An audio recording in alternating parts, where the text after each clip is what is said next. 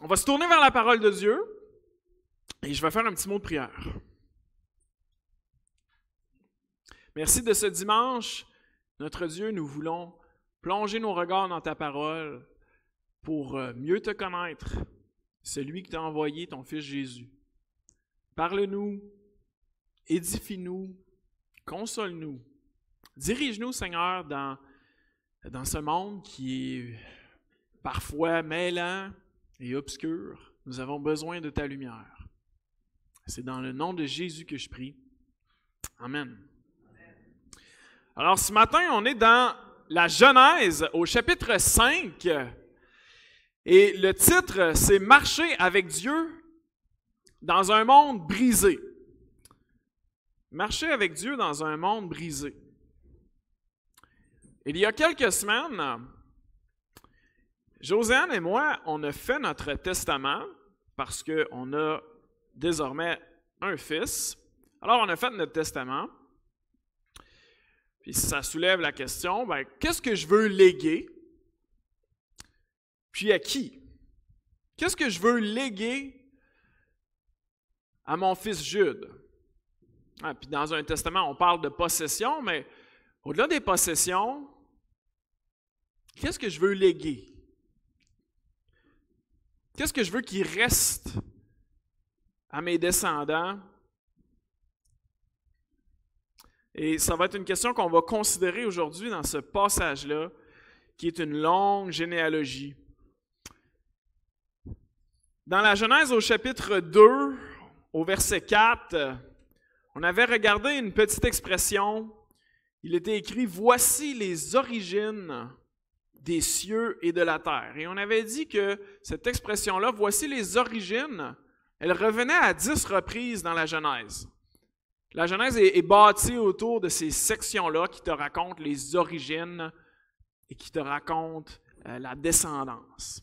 Et entre le chapitre 2, verset 4, jusqu'à le chapitre 4, verset 26, donc du Jardin d'Éden jusqu'à la chute, en passant par le premier meurtre, Caïn et Abel, tout ça, c'est dans les origines des cieux et de la terre.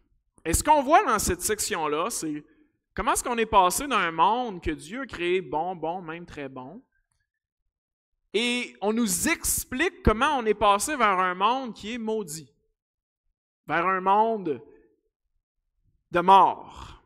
Puis le thème majeur du jardin jusqu'à Lémec, c'est la propagation du péché. On commence avec Adam et Ève qui choisissent de se rebeller contre Dieu. On passe une génération avec Caïn qui assassine son frère dans le contexte de l'adoration. Puis de génération en génération, le péché se propage. Ça escalade. Puis à la fin, on n'a pas juste un frère qui tue un autre, mais on a un homme qui se vante de s'être vengé en tuant un adolescent, Lémec. Ça nous amène au chapitre 5, verset 1, où on a un deuxième « Voici les origines ». Chapitre 5, verset 1, vous voyez, c'est écrit « Voici le livre de la postérité d'Adam ». Mais c'est la même expression en hébreu.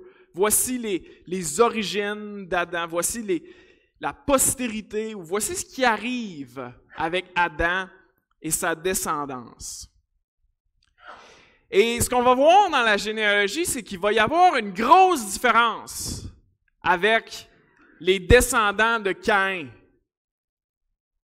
Il va y avoir un contraste entre Caïn et ses descendants, puis Seth, le remplaçant d'Abel et ses descendants.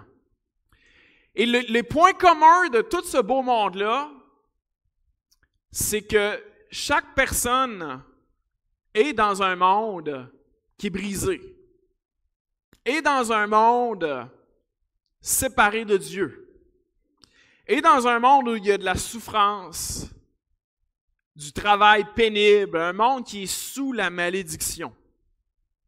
Et la descendance de Caïn et va choisir de faire face à ça d'une certaine façon. En continuant à dire, je suis tout seul ici, c'est moi le Dieu de ma vie, puis je vais gérer ma façon de faire face au péché comme ça me tente de le faire. Puis si ça me tente de me venger, je vais me venger. Si ça me tente de tuer quelqu'un, je vais le tuer. Parce que on est tout seul ici, puis on va s'organiser tout seul. Dans l'autre descendance, et c'est ce qui nous préoccupe aujourd'hui, la descendance de Seth, eux vont choisir de faire face à la vie dans le monde brisé d'une autre façon, en invoquant le nom de l'Éternel. Et donc notre thème au fond, c'est qu'on est dans un monde brisé, et on va s'intéresser à qu'est-ce que ça veut dire de marcher avec Dieu dans ce monde-là. Et la section donc du chapitre 5 jusqu'à chapitre 6, verset 8, nous raconte un peu ce qui arrive avec la postérité d'Adam. Ce matin, on n'aura pas le temps de faire 6, 1 à 8, on va faire seulement la généalogie, mais notre thème au fond, c'est, OK, on est tous dans un monde brisé, on souffre tous. Maintenant, comment est-ce qu'on compose avec ça? Qu'est-ce que ça veut dire de marcher avec Dieu dans un monde où ton enfant se fait assassiner? Alors, je vais lire le texte, Genèse 5, et c'est un drôle de texte, hein? C'est une généalogie. Alors, on peut lire ça et dire, qu'est-ce qu'il y a à comprendre de ça? Je vous invite, là, à mesure que je vais faire la lecture, à prêter attention aux répétitions. Il y a comme un refrain dans la lecture. Prêtez attention à ça, ça va nous indiquer le sens du texte. Et il y a un refrain, mais il y a aussi des affaires qui ne fitent pas avec le refrain, des déviations. Prêtez aussi attention à ce qui ressort du refrain. Donc ça va nous instruire un petit peu sur ce qu'il y a à comprendre. Alors, Genèse 5, verset 1. « Voici le livre de la postérité d'Adam. Lorsque Dieu créa l'homme, il le fit à la ressemblance de Dieu. Il créa l'homme et la femme, il les bénit, et il les appela du nom d'hommes lorsqu'ils furent créés. » Littéralement, là, le mot homme, là, c'est Adam. Puis Adam, c'est comme un peu, si on le dirait littéralement, c'est comme terrien. Donc, voici Adam, terrien, parce qu'il est tiré de la terre. Okay? Donc, où il est tiré de la poussière. Alors, il crée l'homme et la femme, il les bénit, il les appela du nom d'hommes lorsqu'ils furent créés. Adam, âgé de 130 ans, engendra un fils à sa ressemblance, selon son image. Et il lui donna le nom de Seth. Les jours d'Adam, après la naissance de Seth, furent de 800 ans. Et il engendra des fils et des filles. Tous les jours qu'Adam vécut furent de 930 ans. Puis, il mourut. Seth, âgé de 105 ans, engendra Énoch.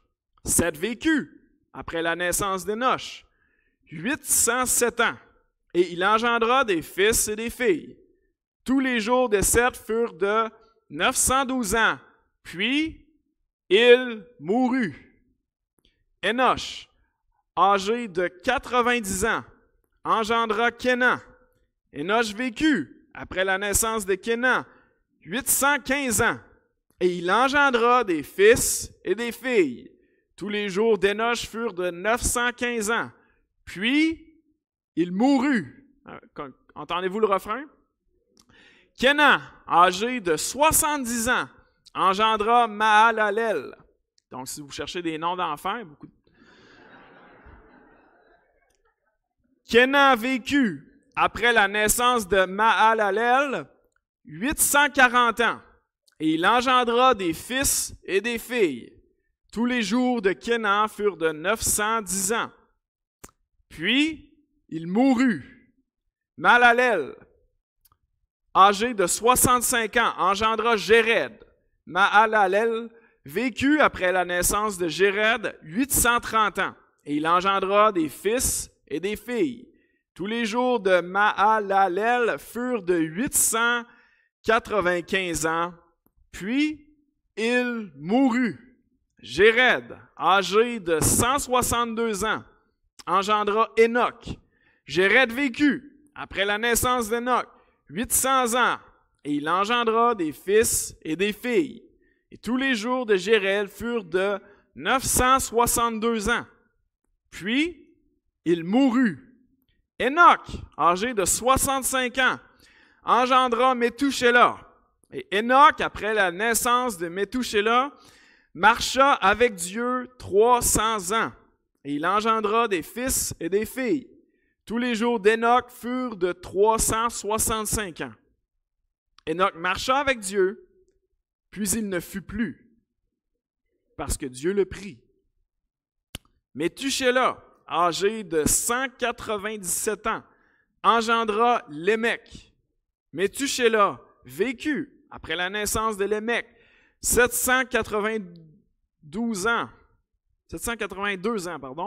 et il engendra des fils et des filles. Et tous les jours de Métouchéla furent de 969 ans, puis il mourut.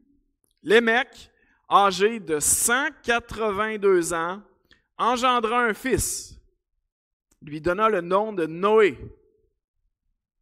en disant, donc il lui donna le nom de repos, c'est ce que ça veut dire Noé, en disant, celui nous consolera ou celui nous reposera de nos fatigues et du travail pénible de nos mains, provenant de cette terre que l'Éternel a maudite. Et Lémec vécut après la naissance de Noé 595 ans. Et il engendra des fils et des filles. Tous les jours de Lémec furent de 777 ans. Puis il mourut. Noé, âgé de 500 ans, engendra Sem, Cham et Japheth. OK. Alors, je veux qu'on regarde la généalogie, d'abord sous l'angle ici, qu'on a un genre de cycle de futilité dans un monde qui est maudit. Un genre de cycle de futilité. Vous avez entendu le refrain, hein? Il y a 10 générations d'Adam jusqu'à Noé. Chaque refrain comprend le nom du patriarche, le nombre d'années avant la naissance du prochain, l'annonce qu'il a engendré le prochain dans la lignée, le nombre d'années qu'il vit ensuite. Après ça, ça dit qu'il y a eu des fils puis des filles, puis après ça, son âge total, puis à la fin, puis il mourut. Sauf un. C'est beau, Claudette.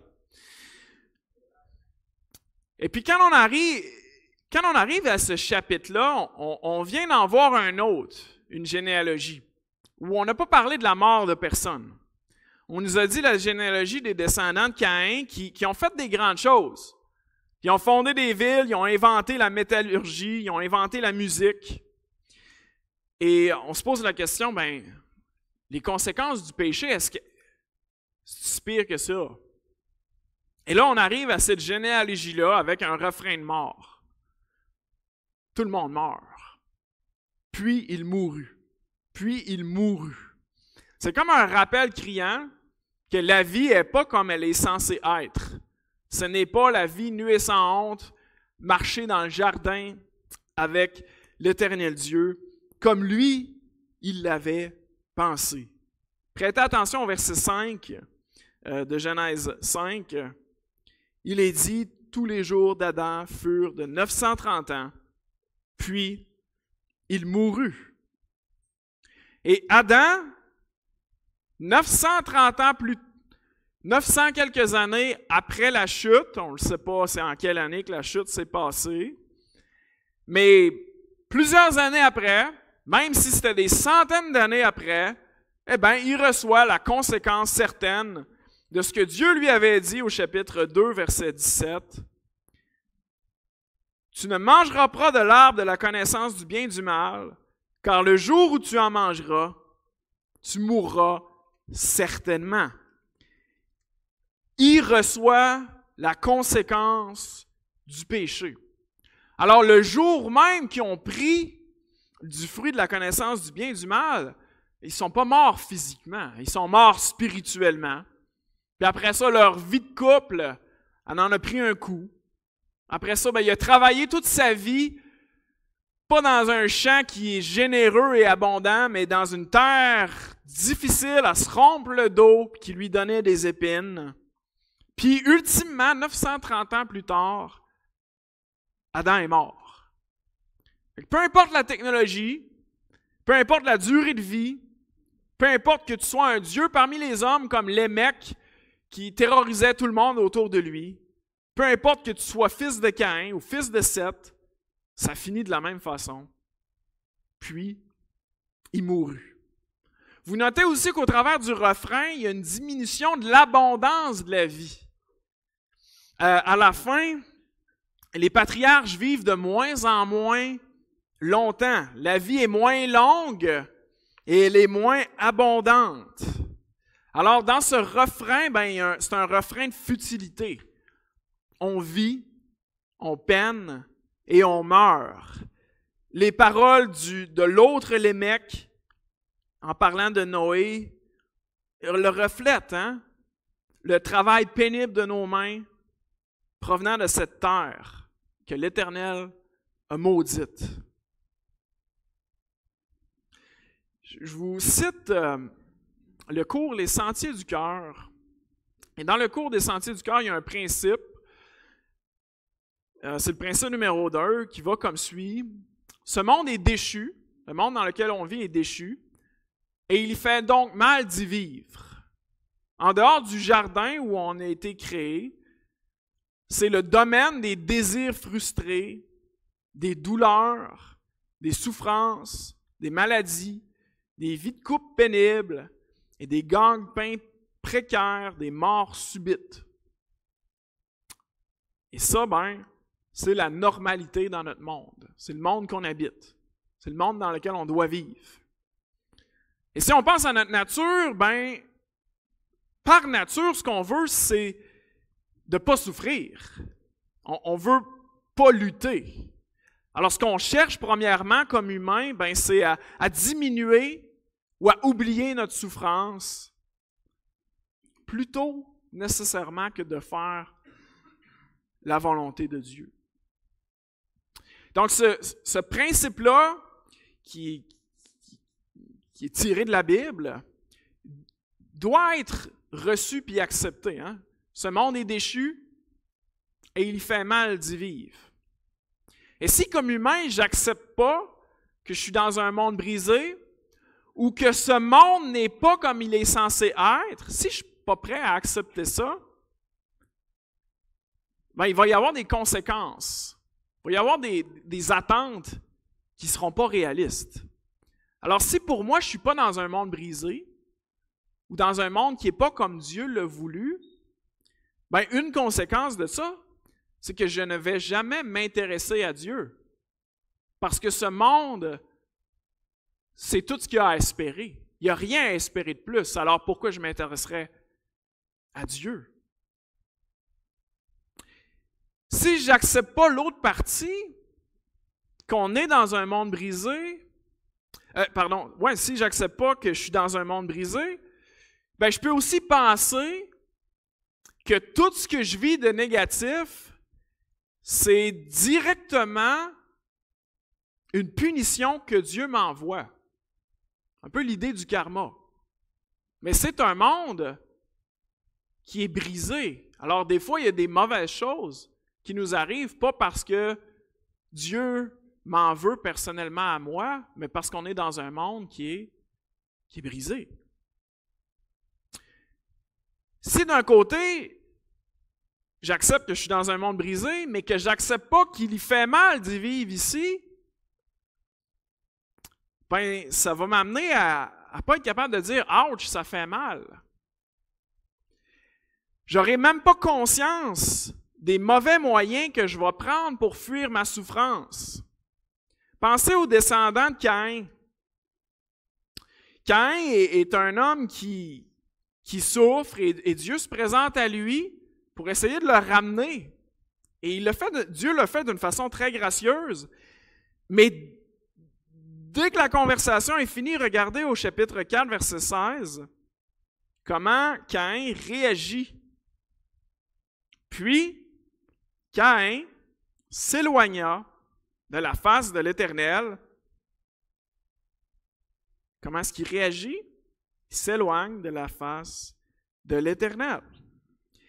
Alors, il se réfugie dans la technologie, les arts, le sexe, les mecs ont deux femmes, le pouvoir, les mecs se vendent de sa violence.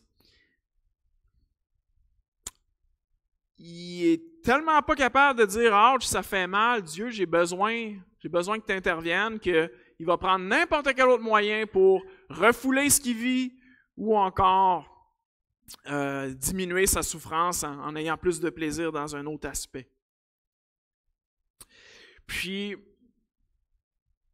la semaine passée, le Seigneur m'a montré dans une partie de ma vie une grande souffrance puis une solitude que j'avais.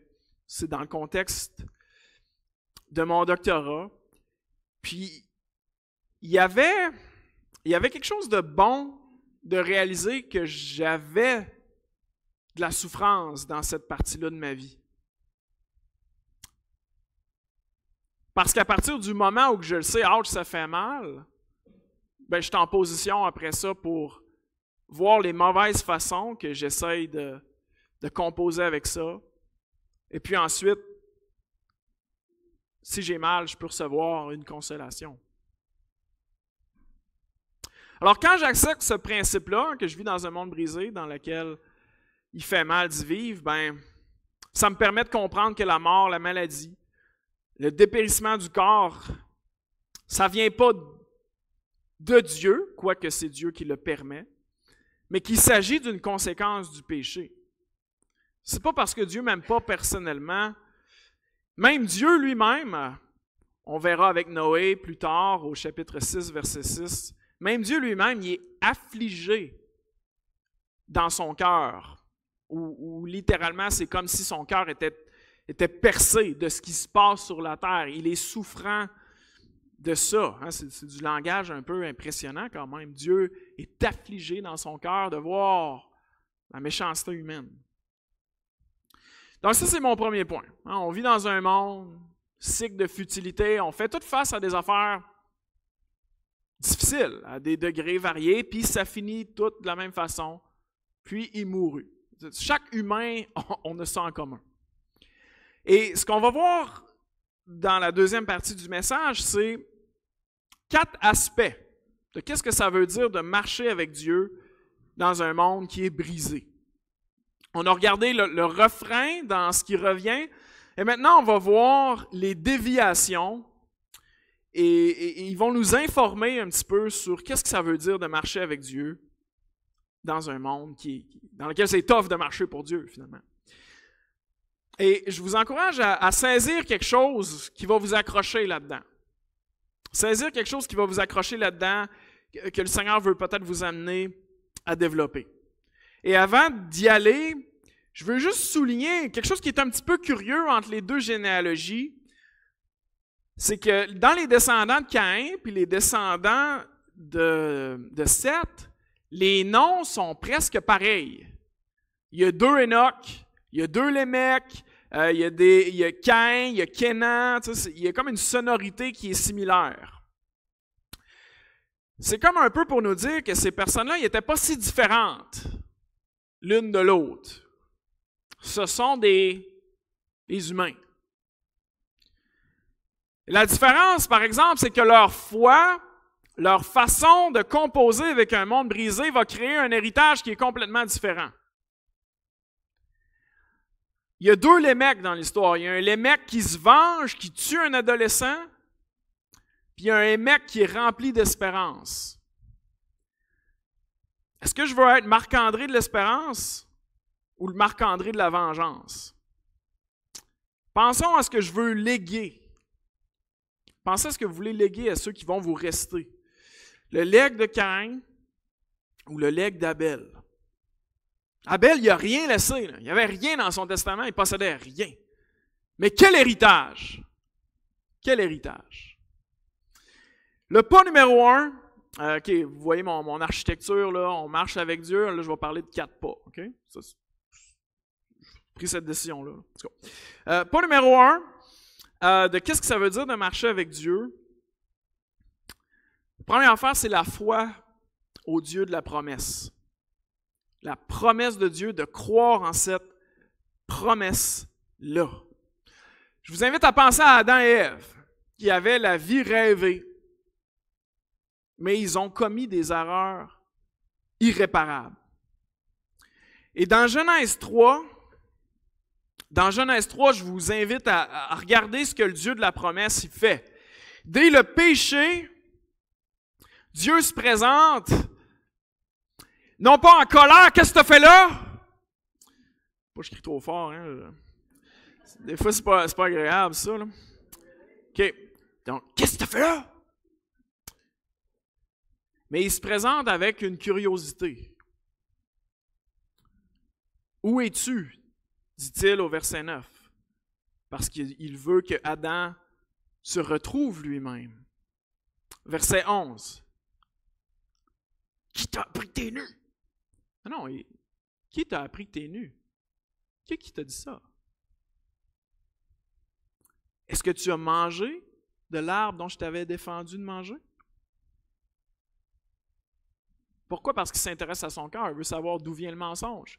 Il veut l'inviter à se retrouver lui-même dans sa perdition. Puis il veut l'amener à la repentance. Et puis après ça, il va lui donner des conséquences qui sont appropriées afin que Adam revienne vers Dieu. Dans l'intervention de Dieu, il se présente avec grâce et il donne des conséquences inappropriées. Et dès cette mort spirituelle-là, Dieu ne les abandonne pas, mais il fait une promesse de vie au verset 15 du chapitre 3. Il dit, en parlant au serpent, alors l'Éternel Dieu parle au serpent, et il dit au serpent, je mettrai inimitié, donc l'hostilité ou la guerre, je vais mettre inimitié entre toi, le serpent, et la femme, entre ta postérité et sa postérité. Celle-ci, la descendance de la femme, va t'écraser la tête et tu lui blesseras le talon. Alors Dieu fait la promesse qu'un jour, un des descendants de Ève allait blesser mortellement le diable et lui enlever le pouvoir qu'il venait d'acquérir sur l'humanité. Alors dès le péché, dès ce qui déconnecte l'humanité, Dieu se présente avec curiosité pour que l'humain se repente et il lui fait une promesse que la mort qui vient de se produire, il va y avoir une vie qui va ressurgir par un de tes descendants, Ève. Et Dieu fait une promesse. Ça me fascine. Dès le péché, Dieu se présente avec une promesse de vie. Il y a quelque chose à espérer. Je vais vous sauver. Un sauveur va vous naître. Regardez au chapitre 4, versets 1 et 2. Adam connut Ève, sa femme. Elle conçut et enfanta Caïn et elle dit, j'ai acquis un homme de par l'Éternel. Alors elle, qu'est-ce qu'elle s'attend de cet enfant-là? Elle s'attend que cet enfant-là soit l'enfant qui va les ramener vers Dieu. Elle a des attentes vraiment hautes. L'Éternel lui a promis. Et nous, comme lecteurs de la Bible, de la Genèse à l'Apocalypse, qu'est-ce qu'on fait? On tourne les pages de génération en génération. C'est pour ça que lire des généalogies, c'est fascinant. Parce que, est-ce que Dieu va livrer la marchandise pour la promesse? Est-ce que Dieu va livrer la marchandise sur la promesse et de génération en génération, de page en page? Est-ce que l'enfant promis arrive? Est-ce que ça va être Seth? Est-ce que ça va être Enoch? Est-ce que ça va être Noé? Est-ce que ça va être Abraham? Le punch de l'histoire, c'est que cet enfant-là, c'est Jésus. Mais Ève, elle, si on se met dans ses souliers à ce moment-là, elle a une attente. Et là, c'est complètement l'inverse. Caïn tue Abel. Ce n'est pas le fils de la promesse qui va les ramener vers Dieu, mais son fils assassine l'autre. C'est une femme qui vit dans un monde brisé. Regardez au verset 25. Elle vient de vivre ça, un drame familial épouvantable. Un drame religieux même, c'est dans un contexte d'église, là, et après il amenait les offrandes. Adam connut encore sa femme. Elle enfanta un fils et l'appela du nom de Seth.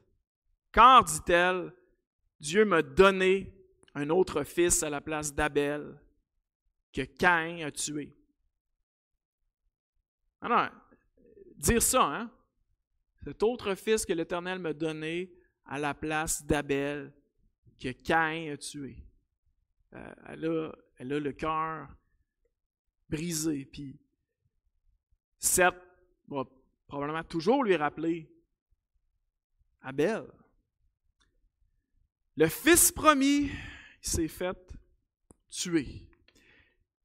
Alors, marcher avec Dieu, c'est pas du déni, c'est pas du refoulement, mais c'est marcher avec Dieu lui-même, continuer de croire même quand quelque chose d'horrible, comme Caïn qui tue Abel, mais de continuer de croire, parce que Dieu est fidèle.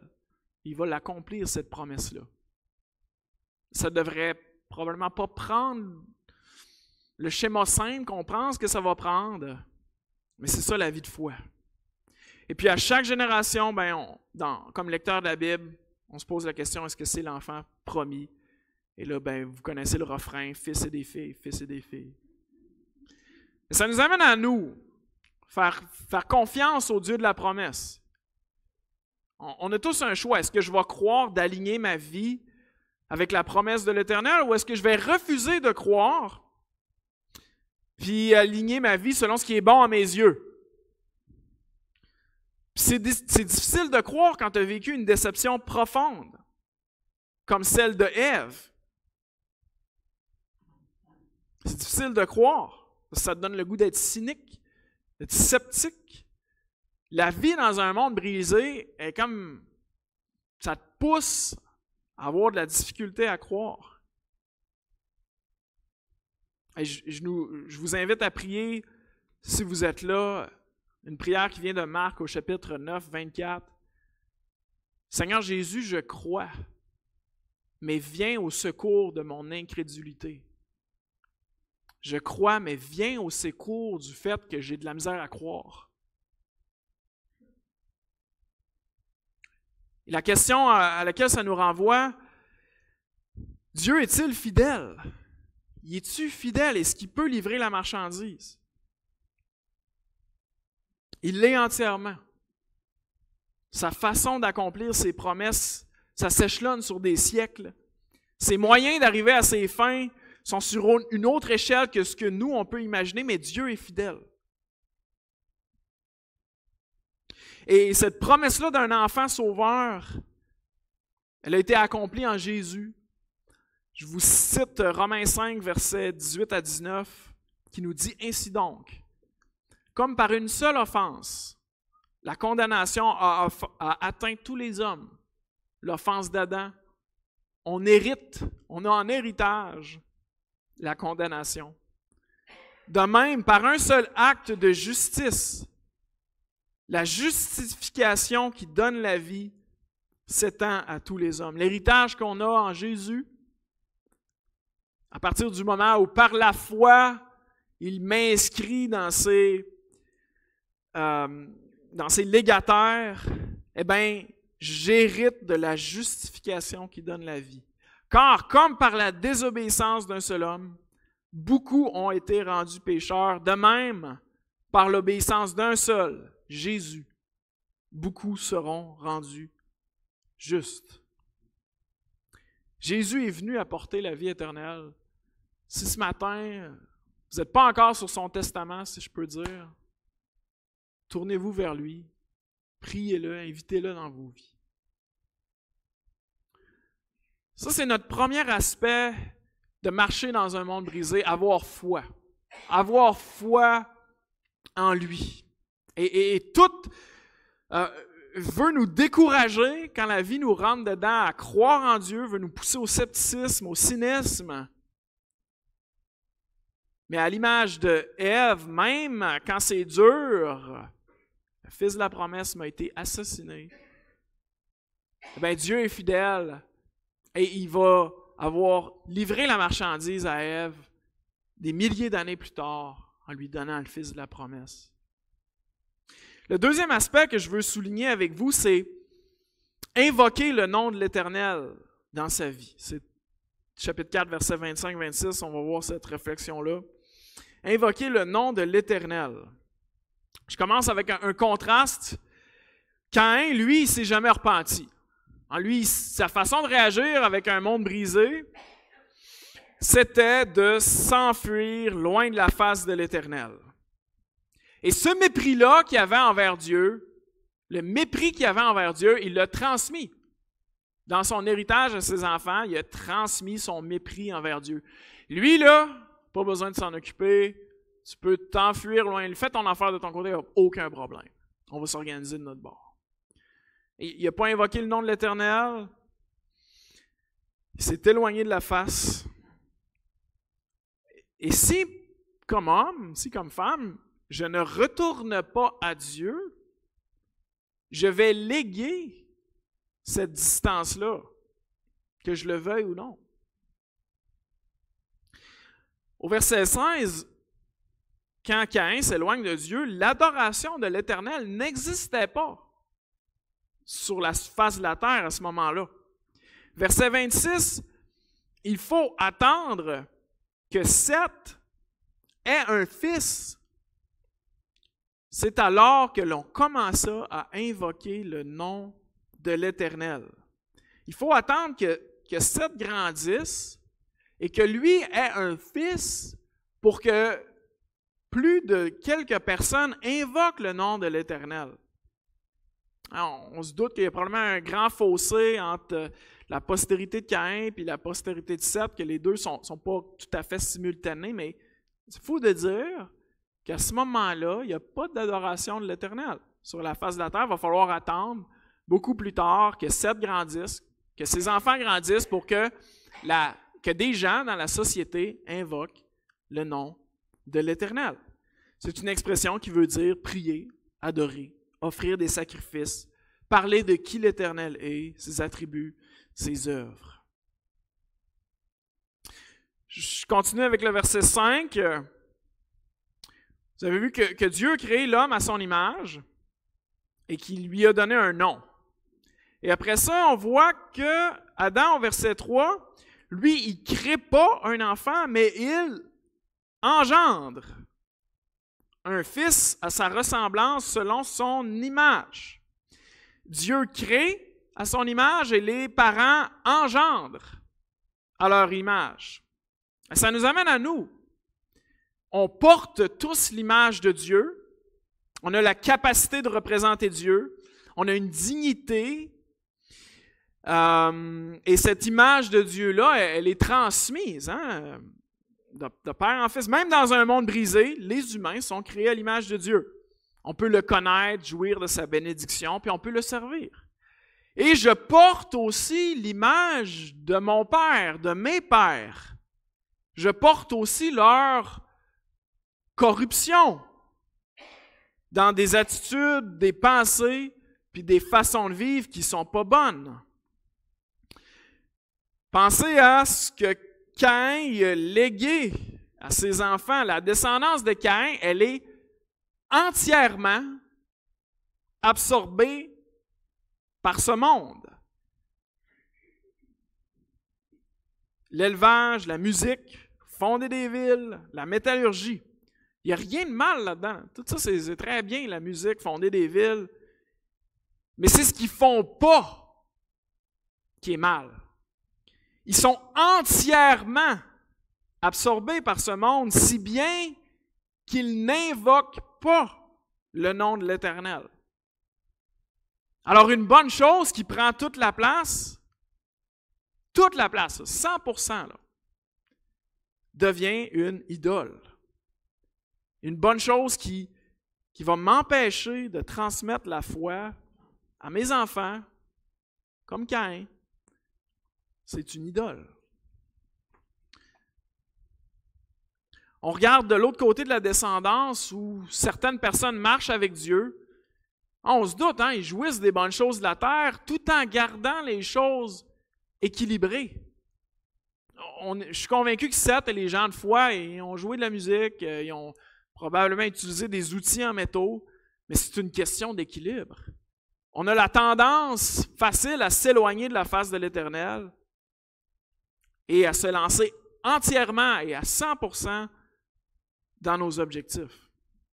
Marcher avec Dieu, c'est s'engager par la foi à préserver la connaissance de l'Éternel, puis à le proclamer. S'éloigner de la face de l'Éternel versus l'invoquer. Je vous amène envers notre troisième pas, qui est marcher avec Dieu. Là, il est quelle heure? Je vois mal. OK, on va finir ça. Verset 21, s'il vous plaît. Le pas numéro 3, marcher avec Dieu. Enoch, âgé de 65 ans, engendra Méthusélah. Enoch, après la naissance de Méthusélah, marcha avec Dieu 300 ans. Il engendra des fils et des filles. Et tous les jours d'Enoch furent de 365 ans. Enoch marcha avec Dieu, puis il ne fut plus, parce que Dieu le prit. Marcher avec Dieu, ça nous parle d'une intimité. Enoch, il avait une intimité avec Dieu comme il n'y a plus eu depuis le jardin, parce que dans le jardin, au chapitre 3, verset 8, c'était l'Éternel qui marchait avec Adam et Ève dans le jardin. Et là, 2 fois, Enoch marche avec Dieu. Ça nous parle de sa grande affection. De sa grande affection envers Dieu. Vous avez vu, au verset 17, il y a un autre Enoch. Le Enoch qui est le fils de Caïn. Et lui, Caïn, il donne le nom de son fils à la première ville. L'héritage de Caïn, c'est un héritage qui est 100% préoccupé sur le succès extérieur, le progrès et les accomplissements. Mais la vie du Enoch qui marche avec Dieu montre que celui qui veut établir un héritage en Christ va procéder différemment. Alors, mon avenir n'est pas juste basé sur mon travail, sur mon accomplissement, mais sur ma marche avec Dieu. Ce n'est pas juste défini par le fait de plaire, d'impressionner la galerie, mais par le fait de plaire à Dieu. Alors, léguer une ville, c'est un héritage qui est vraiment intéressant. Mais qu'est-ce que c'est de léguer? Le plus grand legs, c'est de marcher avec Dieu. Tu sais. Il m'a légué de marcher avec Dieu. C'est l'image que j'ai.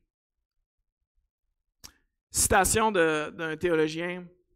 Enoch marchait avec Dieu parce qu'il était son ami. Et il aimait sa compagnie. Parce qu'il allait dans la même direction que Dieu et ne désirait rien d'autre que se trouver sur le chemin de Dieu. Nous marchons avec Dieu lorsqu'il est dans nos pensées. Non pas parce qu'on pense consciemment à lui, à tout moment, mais parce qu'il nous est naturellement suggéré par ce à quoi nous pensons. De même, lorsqu'une personne, un projet ou une idée est devenue important pour nous, peu importe ce à quoi nous pensons, notre pensée revient tout le temps à cet objet-là. De même, pour l'homme pieux, tout a un lien avec Dieu et doit être régi par ce lien. Lorsqu'il envisage un changement dans sa situation, il doit d'abord déterminer comment ce changement-là va affecter son lien avec Dieu. C'est un effort persistant pour tenir toute notre vie ouverte à l'inspection de Dieu et conforme à sa volonté. Une volonté d'abandonner ce que nous trouvons à être cause d'un malentendu entre nous et Dieu. Un sentiment de solitude si nous n'avons pas une certaine satisfaction dans nos efforts pour rester en communion avec Dieu. Un sentiment de froid et de désolation lorsque nous sommes conscients de faire quelque chose qui lui déplaît. Ce Enoch, c'est le seul dans la généalogie qui ne meurt pas. Alors, qu'est-ce que ça veut dire? Je ne vais pas l'expliquer parce qu'on n'a pas le temps. Si ça vous intéresse, je vais le mettre sur Internet. Mais il nous offre une lueur d'espoir. Comme pour dire que la mort, ce n'est pas la réponse finale, que Dieu peut vaincre la mort, que c'est disponible par la foi en Dieu. Et mon dernier point ce matin, c'est l'espérance, et non pas la vengeance, et c'est avec Lémec au verset 28 à 31. Vous avez vu, il y a un Lémec de Caïn, le gars qui se vante d'avoir tué un adolescent, au verset 23 et 24 du chapitre 4. Eh bien, il y a un autre Lémec, le père de Noé. Il dit au verset 29, il lui donne le nom de Noé, qui veut dire reposer, en disant « Celui-ci nous consolera ou nous reposera de nos fatigues et du travail pénible de nos mains provenant de cette terre que l'Éternel a maudite. » Alors, le premier Lémec qui parle pour faire violence, puis le deuxième Lémec qui parle pour annoncer l'espérance. Puis le sentiment de Lémec, d'un côté, ça reflète une fatigue de vivre dans un monde maudit. C'est un homme qui est fatigué. Mais il ne veut pas se venger ses autres. On vit dans un monde fatigant, fait que je vais me fesser dans un mur, puis je vais tuer quelqu'un, puis ça va me faire sortir le mal dans dedans. Plutôt que ça, il exprime son besoin de repos. Puis il a foi que Dieu va peut-être faire quelque chose par son Fils. Marcher avec Dieu, c'est cultiver l'espérance, puis non pas la vengeance. Regarder à Dieu plutôt que de garder le droit de se faire justice. C'est refuser de se venger, c'est remettre la vengeance à Dieu. C'est d'espérer comme Lémec dans le repos que seul Dieu peut offrir.